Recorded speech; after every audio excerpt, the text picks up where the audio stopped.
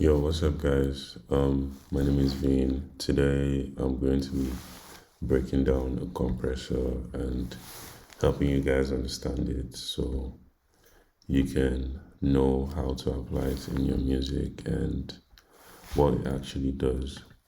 Okay, let's get into it.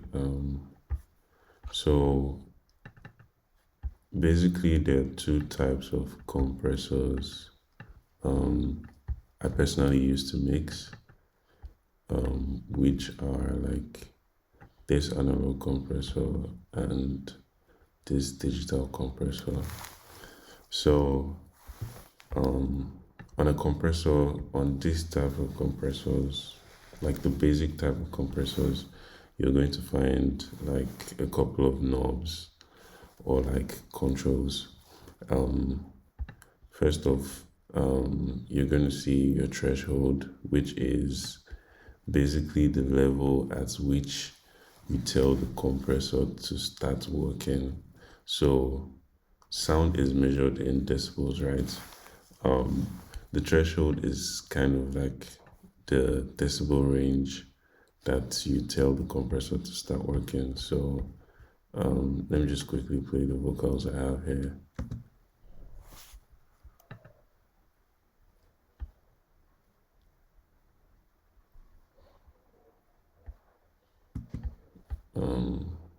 Sorry, I have this compressor turned off.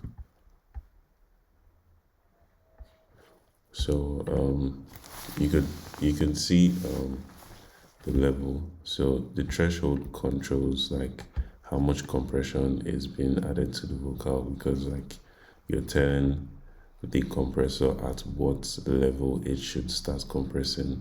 Like you can see this fader right here, and you can see like the threshold just selects a point in the audio volume to tell the compressor to start working. So basically that is what the threshold button does.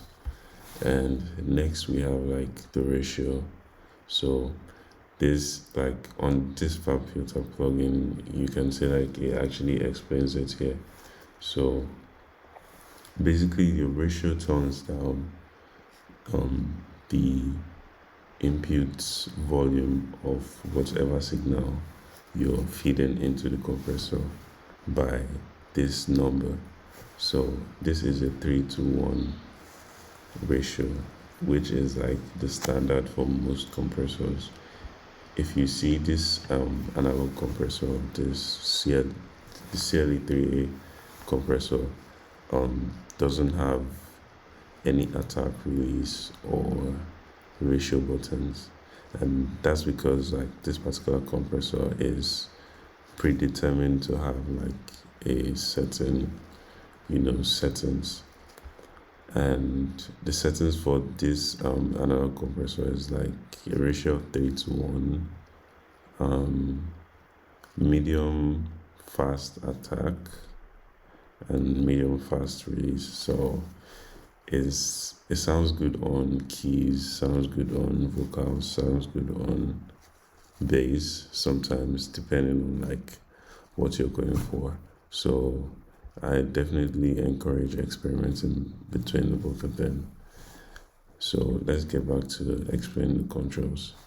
So yeah, basically that's what the ratio does, is a mathematical something. So you can just use your ears, but I'd advise you start on a ratio of 3-to-1 to 4 for like most things you're doing. Like most 3-to-1 and 4-to-1 sounds good on almost everything from my experience. So let's move on to the next, which is this attack here. So attack basically controls like how fast the compressor reacts. So if you have your attack really fast, the compressor is going to start working almost immediately, like the sound plays, like almost immediately the signal feeds into the compressor.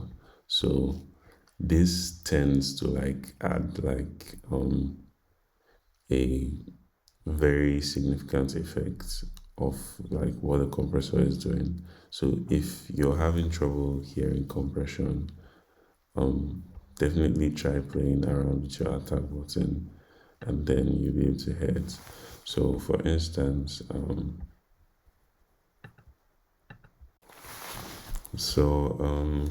I had to go figure out why my sound wasn't working. So this is what I was saying about the attack knob.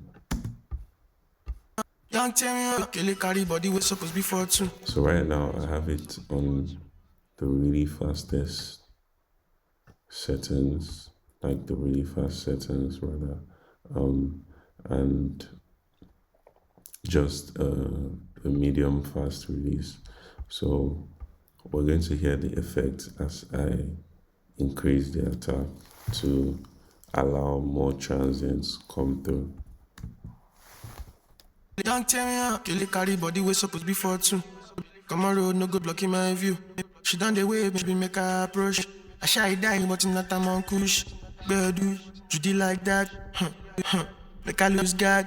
End of the night, up and no go transact. So they say I'm funny and she feeling my swag. Go low, low, don't ever leave my side. Before I grab bunda, I need your permission. Do it back, get it out, move fast.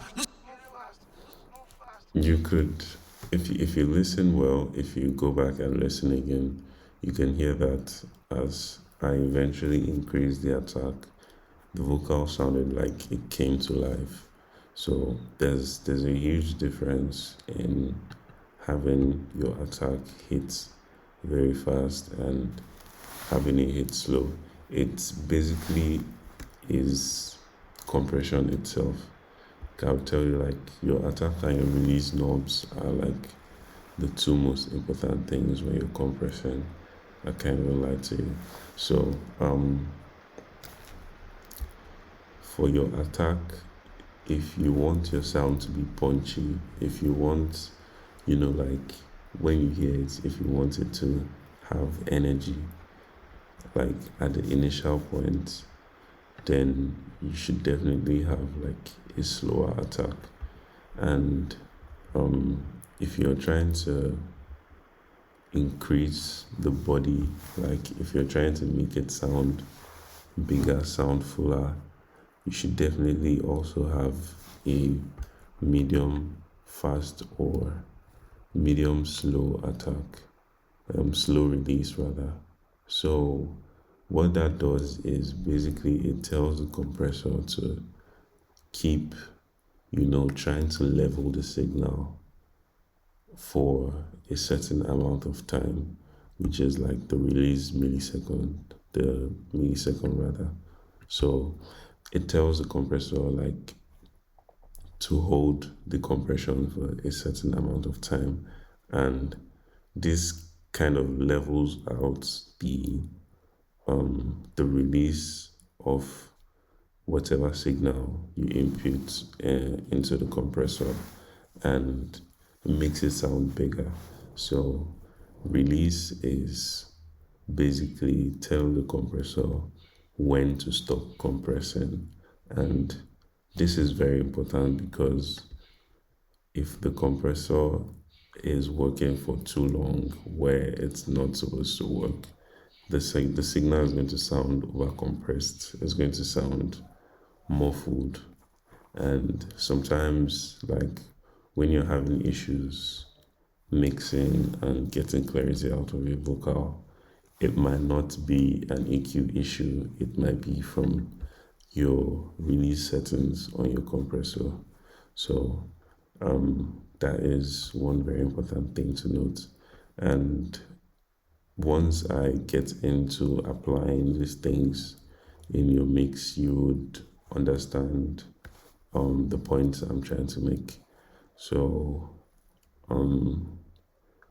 that is basically it for the most important knobs in compressor. So other knobs you might see are this knee knob and the range and all of these. And to be honest, these are just like extras.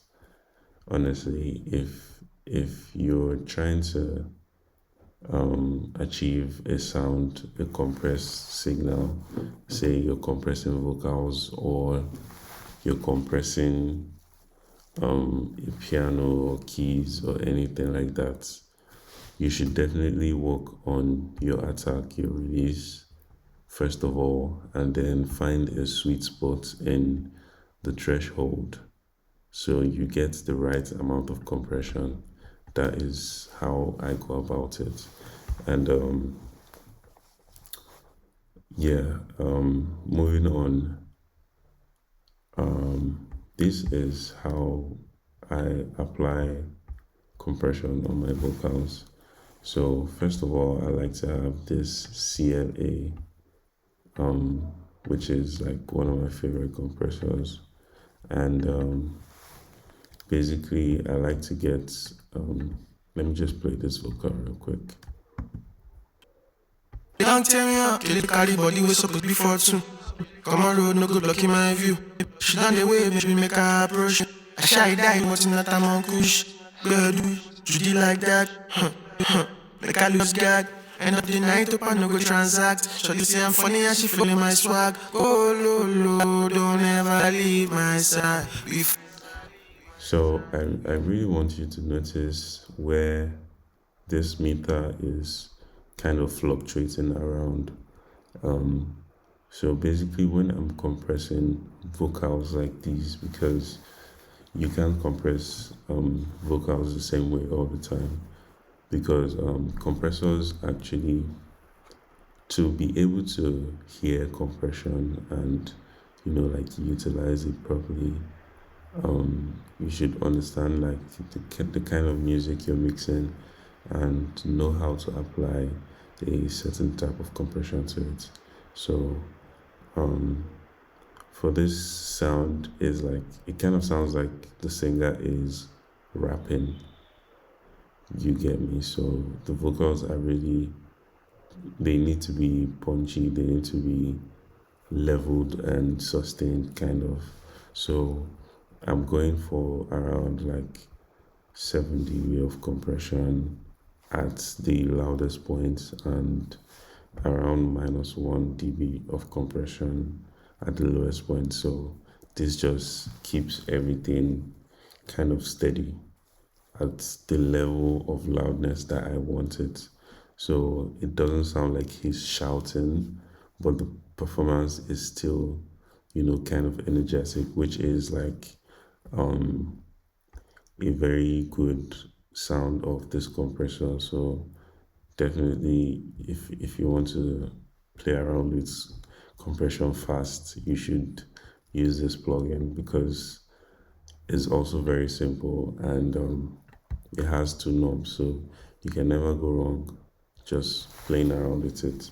And if you're getting up to -10 dB of compression, then I think that's too much. It starts to, drain life out of the vocal. And if you're using that much compression, then it means that you actually need to do like clip gain automation, or like just reducing the volume of your audio like this. So basically, you have to also understand that compression is volume control. So if you can't achieve the sound you're looking for with the compressor, then I think you should try and do like a volume automation, for the vocals first, to try and match, the levels of the waveform, and then adjust your compressor settings. So for vocal bus compression, this is what I use. I use the CLE 76, and basically what I have the release really fast because I'm not looking to add more body to the vocal. I'm not looking to, I've already achieved that with the compression on the individual tracks. So I have the attack kind of slow because I'm also not looking to affect the initial performance of the artist, and that's why I have the attack slow. But I still want to level all of the lead vocals so they're not, passing each other. After doing my fader, after adjusting my faders rather and doing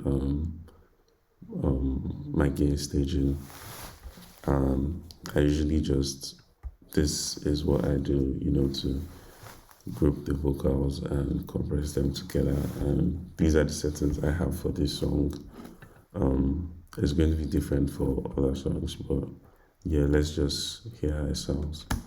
Don't tell me how to carry body way supposed before too. Come on road, no good luck in my view. She done the way, maybe make her approach. I shy dying, but not a man kush. So if you can really notice, the meter is barely moving. It just goes down to probably minus 2 dB at the loudest. So that is basically the bus compression I'm doing for this song, because I feel like the lead vocals already have like enough compression, and I'm just using this to level. So this is also another way to apply compression in your music. And moving on, we have drum compression. So this is how I compress drums. This is how I compress drums. And so I have these drums. Let me show you them.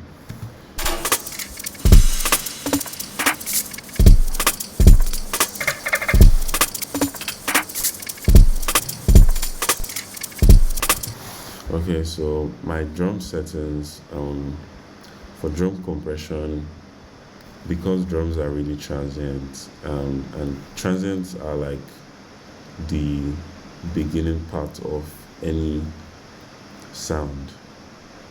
To simplify it, there's a more extensive definition of transients, but just to make it understandable, I would just say it's the beginning part of any audio waveform. It's like the loudest part of audio waveforms.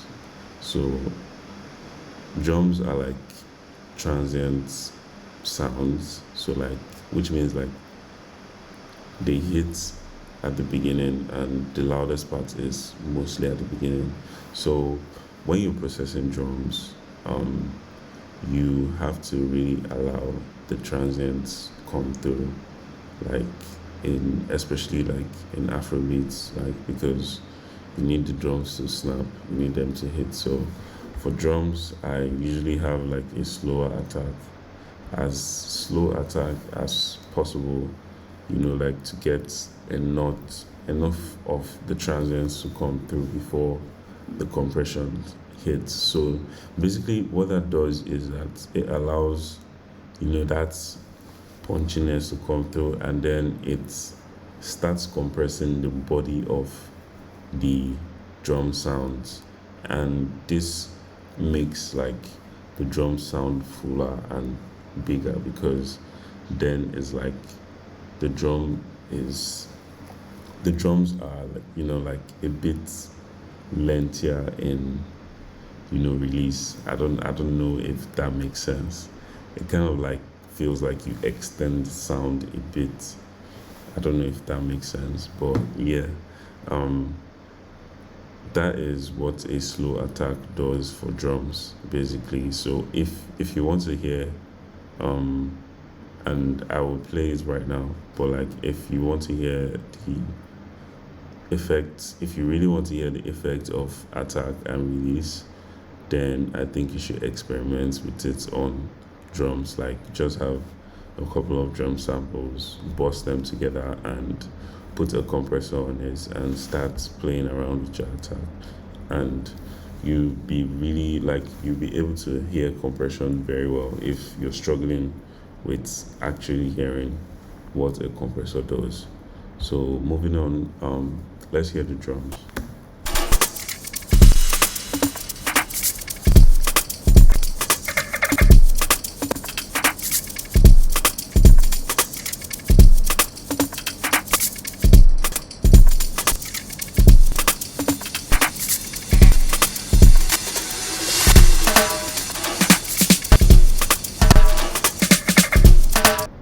So if you can see, I'm having like about 0 to like -3 dB of compression, and that's because I'm not trying to. I like the level at which the drums are. I'm not trying to, um, get anything.